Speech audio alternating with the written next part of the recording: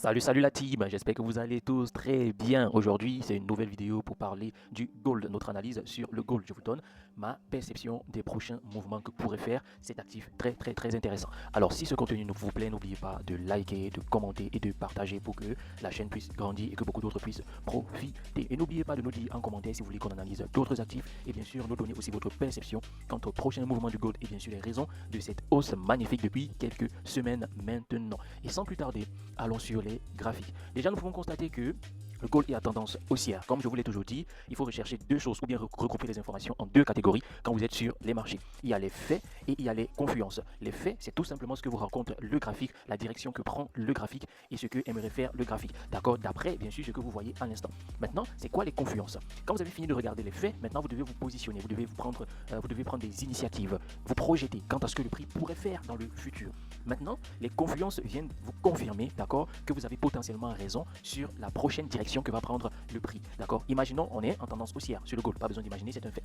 Maintenant, on aimerait décider quoi faire par la suite. Est-ce qu'on veut prendre on veut prendre une position à la hausse ou une position à la baisse selon notre façon de trader? Maintenant, si on veut prendre des positions à la hausse, étant donné que les faits nous disent que nous sommes en tendance haussière, nous devons maintenant repérer nos différentes zones, là où le prix va potentiellement rebondir pour repartir à la hausse. Et donc, quand le prix va arriver dans ces zones qui nous intéressent, on va donc observer les différentes confluences. Les différentes confluences qui vont confirmer que cette zone est la bonne. Les différentes confluences qui vont confirmer que cette zone est assez forte pour rejeter le prix. Donc j'espère que vous avez compris. Donc maintenant sur le gold, quels sont les faits? Les faits sont les suivants, c'est que nous sommes en tendance haussière. D'accord? On voit que le prix fait des hauts de plus en plus hauts et des bas de plus en plus hauts. Ça, ce sont les faits. Maintenant, on se projette donc dans une prise de position à la hausse, donc à l'achat. Ça, c'est clair et net. Maintenant, où est-ce que, d'accord, on pourrait prendre des achats? D'accord? Où est-ce qu'on pourrait prendre des achats? C'est la question qu'on peut se poser. Premièrement, la zone qui m'intéresse pour prendre des achats, on a cet ordre de bloc ici. D'accord? Mais c'est un ordre de bloc de faible probabilité. Ça, c'est un ordre de bloc de faible probabilité. Donc, mais ça m'intéresse pour prendre des achats. Donc, quand le prix va arriver ici, bien sûr, je ne vais pas faire une entrée directe. Je vais attendre une réaction de prix, donc une confluence en plus. D'accord? Je vais attendre des confluences en plus pour pouvoir acheter. Maintenant, quelles sont les confluences qui me font comprendre que ça, c'est une potentielle zone d'achat? C'est tout simplement à cause de la structure interne. On peut voir que le prix est venu suivre la liquidité ici. D'accord? On a un suivi de liquidité à ce niveau.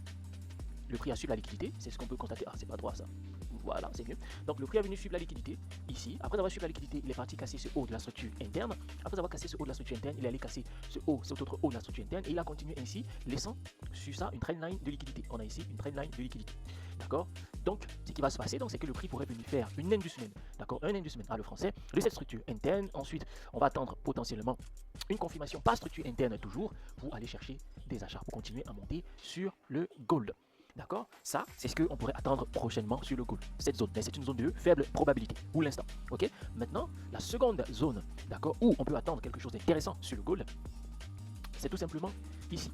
D'accord? Normalement, c'est toute cette zone ici même. Hein. C'est toute cette zone ici où on pourra attendre quelque chose d'intéressant sur le gold.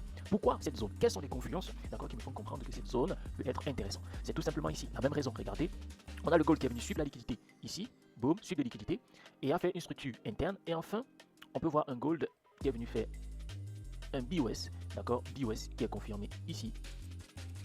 Voilà. Donc on a le marché qui a fait un break hors structure. Comme il a fait ce break hors structure, il a fait ce premier sweep de liquidité. Ensuite, il a fait ce deuxième sweep de liquidité ici. Hein, on peut le voir. Voilà, on a ce deuxième sweep de liquidité. Donc on a ici ce qu'on appelle un fair value area.